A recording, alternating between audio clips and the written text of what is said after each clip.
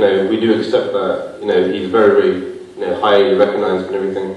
Can you please just name me the other three Khalifa at the time? The first three Khulafa, Hazrat Abu Bakr, Hazrat Umar, Hazrat Uthman, radiallahu anhum, and the fourth Khalifa is Ali ibn Talib Islam. That's how it happened in the history.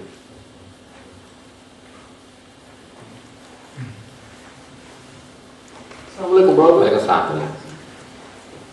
Well, I would just like to point out something. You mentioned about the Khalifa, right? Okay? There's a hadith in Sayyid Bukhari, okay, because we're Sunnis, obviously we believe in Sayyid Bukhari, which states that Allah, this is what the Prophet Muhammad says, okay? I don't know the exact reference, but I can get it for you if you want me to get it, okay? It says, Allah subhanahu wa ta'ala chooses the messengers, okay, for the nations, okay? And then afterwards, it is up to the ummah of that certain prophet who chooses the Khalifa.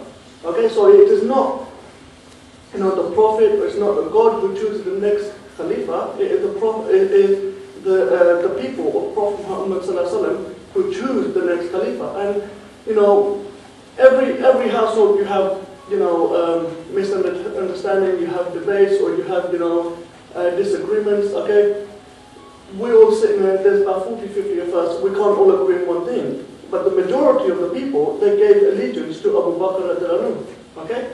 And there are certain various other hadiths, according to Sayyid al-Bukhari and Sayyid Muslim, who prove that after the Prophet Muhammad sallallahu alaihi wasallam, he recommended or he hinted that Abu Bakr radiallahu anhu should be the next Khalifa, i.e. when Prophet Muhammad sallallahu alaihi wasallam was severely ill, okay?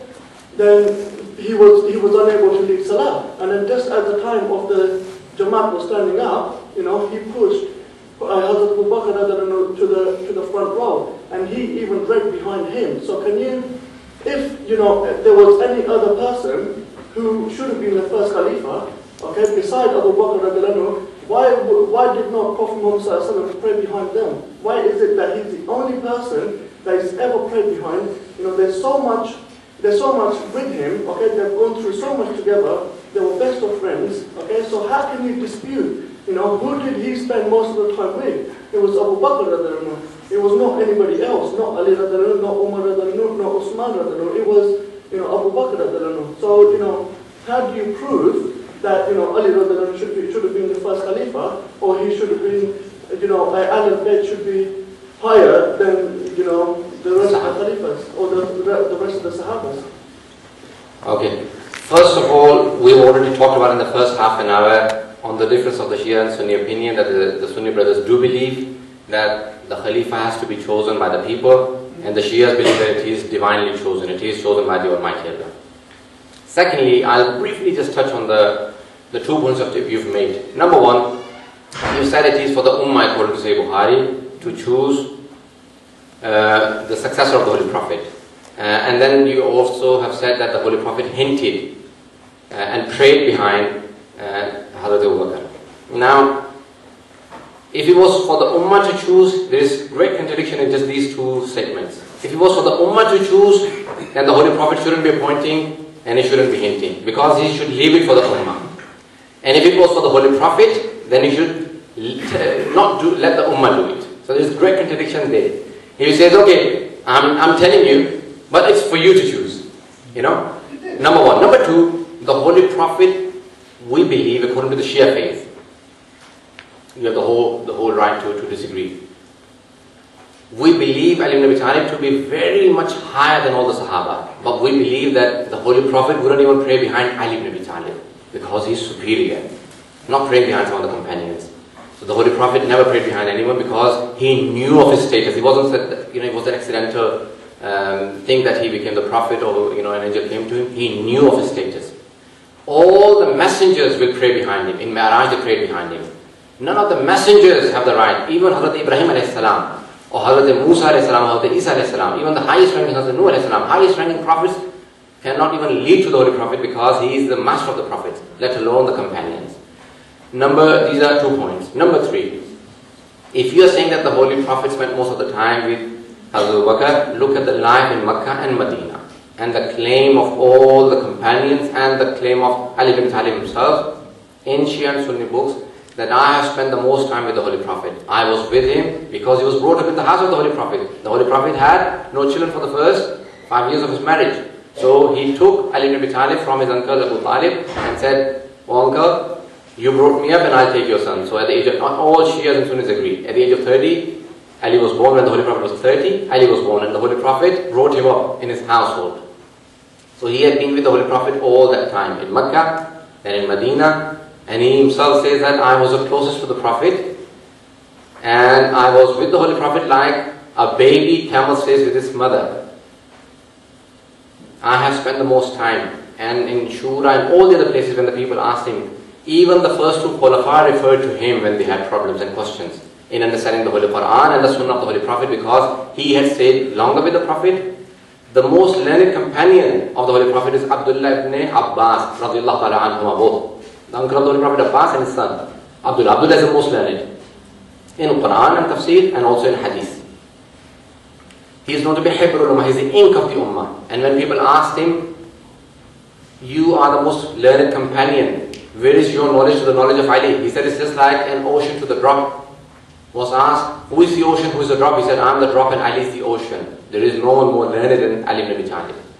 So Ali had more knowledge of the Quran and Sunnah. So that's where the difference comes. And I have respectfully said, our Sunni brothers do say that it is upon the Ummah to choose the Khilafat. And the Shias believe that it is divinely chosen. And there are two terms used, Khilafat and Imamat. Imamat is divinely, and the Sunni brothers say no, it is Khilafat for the Ummah to decide, and they choose. So that's a major difference. So you disagree with the fact that Abu Bakr led the Jamaat of Prophet Muhammad? You disagree with that? Yes. Okay, that's one. And no, this one was in there. So, okay then. Where's another brother? You can come back to me. From the sisters, where has the saying, "Ya your mother" come from? Ya Ali, I think is probably the Arabic term. Even in Pakistan, you know, the army, when they say Nishan-e-Haidar, because of the bravery of Ali ibn Abi Talib throughout all the battles, except for one battle, 83 battles the Holy Prophet fought. They are called Ghazawat. Ghazawat is the battle that the Holy Prophet participated himself in. And Syria is the one that he did not participate, but he sent some companions. Most of the time it was Ali ibn Abi Talib. There are well over 100 Syrias. More than 80% of these are, I don't have exact figures, but by Ali ibn Abi Talib. 83 Ghazwas the Holy Prophet fought. Except for one. All the others were led as the leader of the Ghazwa. You know, the commander of the army was Ali ibn Abi Talib. The commander of the army was Ali. This is one of the signs. If you think that the Holy Prophet gave a hint, this is the biggest hint, that it should be more learned in knowledge and also should be the bravest. Okay, so the bravest person is Ali ibn Abi Talib, and that was a hint he led, and that's where probably most of the Muslims derive it from. Could you please expand on the issue of further for our Sunni brothers and sisters? This is from one of the sisters. I think we're not going to further tonight. Probably for the oncoming hours. Do remind me of it, probably, but not tonight. The brother at the back, yes.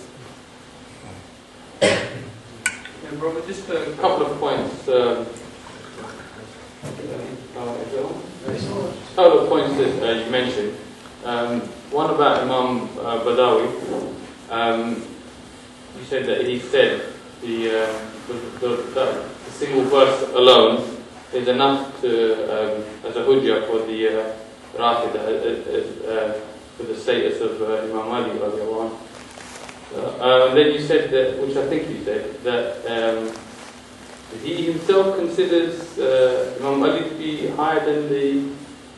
No, I didn't say that. Okay, fine. That's okay, it's fine.